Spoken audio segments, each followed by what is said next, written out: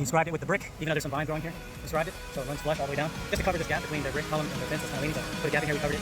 They just had like these random 1x4s there that just look terrible. I think you can see pictures, look at it. Tucked in tight, scribed. I'm gonna sand and smooth that out, but look, no gap. We're gonna sand that's old post. No gap, scribed. Even that was scribed. You're not gonna see it, but you want it tucked tight. Don't give these posts any room to twist and move anymore. Scribe, sand. Scribe it, do perfection. Scribe.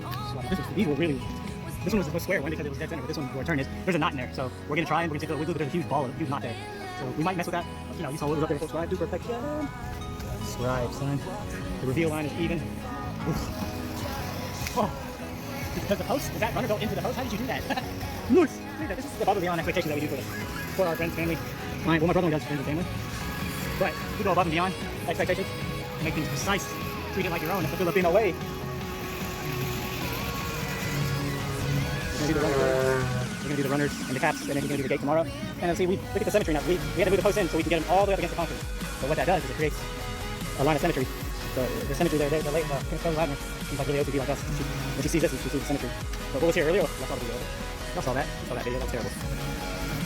And I'm painting with the wood glue. Now see, there's a knot in there. There's a ball underneath there.